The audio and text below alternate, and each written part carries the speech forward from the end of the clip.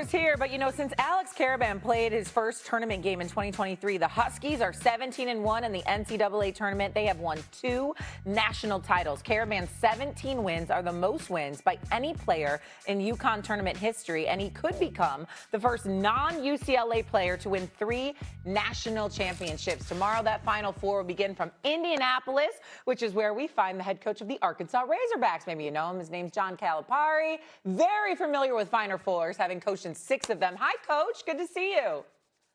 Jay, how are you? I'm great. Thank you very much. Look, we just laid out UConn, Karaban, and all the success that they've had. You obviously, as I said, have coached in 6 Final Fours, very familiar with this situation. What do you value more when it comes to this point in the season? Is it experience or is it talent? It has changed.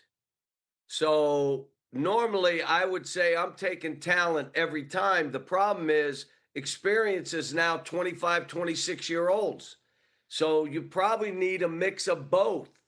My team that won it in 2012 had 3 freshmen, really a 4th freshman, and then 3 guys that were sophomores and a senior.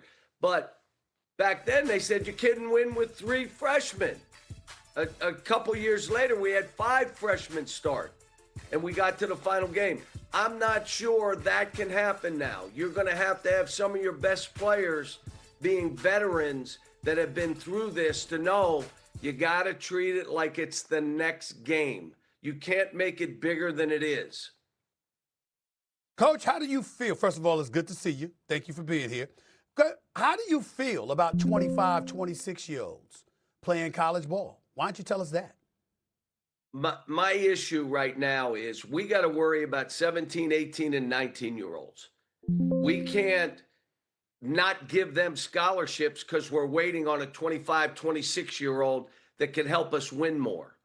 All of a sudden, how about if it's your child and he's 17, 18, and he's worked his whole life and he is a Division I player, but he can't get a scholarship because everybody's waiting on the older players or European players who have been in their pro leagues coming back because they can make more money in college. And now it's not healthy for an 18-year-old to play against a 25-year-old. So I think we got to get that in check. But right now, you're still playing. We had freshmen. We had some veteran guys on the team we just had. Arizona has it. It's where we're going, but we got to get this thing in check. And if we worry about young people and their opportunity for a college scholarship, we're going to be in better shape as a sport. Okay, so you just mentioned. I'm looking at you. Go ahead, Stephen A. Go ahead, Shay. Okay. No, go ahead, Shay. Go ahead. You mentioned Arizona. We'll get to the Final Four in a minute, but let's talk about your squad this year because all we talked about on this show for the longest was Darius Acuff Jr. and how impressive he was. This team and the way they battled, obviously, down the stretch. I know you had a bunch of injuries, but why should people be wanting to draft and get to know Darius? Well, first of all, thing they don't know is he was hurt the last 12, 15 games. His toe was really, he could have said, I'm done. I'm shutting it down. And there was no way he was going to shut it down. I made him sit a game late in the season. I tried to do it earlier, and he looked at me. He had 50 minutes against Alabama. They fouled out 4 of my players. This kid fought to win that game, played all 50. We got home, and I said, I'm not playing you the next game. Your toe, you're sitting out. And he's like, we just lost. I'm playing. And he got up and left. So here's a kid that's playing hurt, that can play on the ball, can play off the ball. They talk about XYZ, but this guy is real. And I think if you pass on him as an NBA franchise, you will look back and say, what were we thinking? You will regret it. Listen, he could be the number 1 pick in value. He reminds me of Allen Iverson. I've said that, no doubt about it. But, Coach, I might be one of the few people in the country that's more interested in talking about you than I am in talking about Darius Acuff Jr. Now, you and I go back. You and I go back a long ways, Coach. You remember I was covering Temple when you were at UMass. You know I love you. And my man Bruiser Flint, that's my brother right there. Love him to death. Your assistant. Here's the deal. I'm looking at a record. I'm looking at a coach that's won 76% of his games in his career. I'm looking at a coach that's got 905 career wins, for crying out loud. I'm looking at a 3-time Naismith Coach of the Year, 4 national players you've had on your squad, 16 conference players of the year, 21 conference freshmen or newcomers of the year, 43 first-round NBA draft picks, 4 number 1 overall picks, 25 NCAA tournaments, 12 Elite Eights, 17 Sweet 16s, 6 Final Fours, 3 national championship games. But in 34 years, it's 1 championship. And I'm going to ask you this question. When I looked at Arizona and how loaded they were, that's how I used to see John Calipari's teams be. He was the one that was loaded, okay? I'm wondering, is there anything that you think you need to do to tweak what you have been doing since you haven't been in the Final Four since 2015? Or are you cool with exactly how you've been doing things? Well, first of all, probably could have used a couple more players. But what moves me the most, Stephen A., and you know this because you've been around, and you and I knew each other when we both had holes in our shoes, okay? What moves me is developing young people, going in a home and seeing it and say, if we all do right, it's not going to be like this long. And that means you're doing it with young people. But look, I went with Nate Sestina. I went with Reed Travis, Jonas Adu, Trey Mitchell. We brought in Nick Pringle, older players, Nellie Davis to go along with young players. Playing 6, 7 guys, I kind of like because they're all playing. They all get a chance. I mean, on this team, Billy Goat, Billy Richmond, come on. You have Malik Thomas. You have Trevin Brazil. These guys all helped themselves. DJ Wagner had more to do with us winning than people want to give credit. This kid did stuff. And then they all let the other guys play. Darius was able to be who Darius was. I don't want to get away from that. I'm not going to do this at the expense of young people. But yes, we want transfers who want to come in that are coming for a reason. I want to finish my game off so I have a chance to do something special. And so, but look, will I try to take more? Maybe. Would I like to have maybe one more big guy? Yeah, maybe. But I'll tell you what, I was so proud of these kids. I feel good. I don't think maybe I do have more to prove. But the people that have taken shots, you know what I say? I just need to outlive them. That's all. But, people are going to take shots. He should have done this. I should have won as many championships as John Wooden. What? I'm John Calipari. I'm not John Wooden, and I'm not Dean Smith, and I'm not Mike Krzyzewski.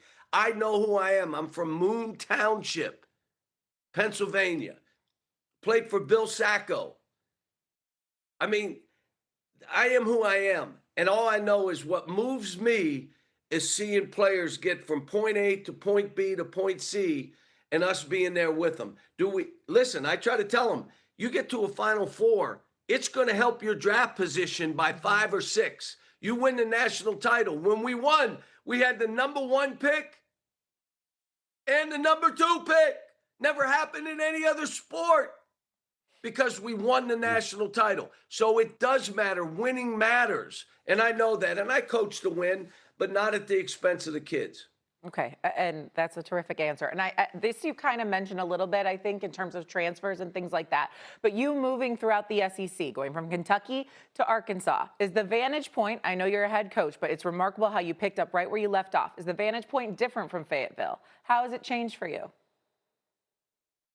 It's a college town. The support, the way they are. And I mean, we're building something. Mm-hmm. And we're not there yet. We want this to be even bigger for the fans, for the administration, for the school, for the state. And I'm having a ball trying it one more time. But again, this year was so fun because of the young people we coached. The young people we're trying to help. And again, look, the kids that I've coached, I've had guys transfer. And that's fine. Now, Not one that is transferred has been drafted yet. There's some out there that I feel would be drafted, but right now, you're better staying and fighting and doing your thing than transferring because they've never been drafted. That's just what it is. And again, I'm going to stay focused on these young people. And if I do that, I can keep doing what I'm doing. I am not going to be transactional. You put your name in the portal, you got to go somewhere. I'm not in this bidding war. If you want to be here, let's talk about it. But I have to have a team. It can't be one guy. And now, do we take care of our kids? Yes, we really do. But I'm saying in all this, I want to stay transformational. I don't want to be transactional. If I got to do that, I'd coach in the NBA. Well, I already got fired from there. So, and I played rookies in the NBA. Maybe that's why they fired me. But, you know, I am who I am. I'm not trying to change. I've been true to myself. I feel good about it. Could we have won more games? Yeah, we could also lost more games.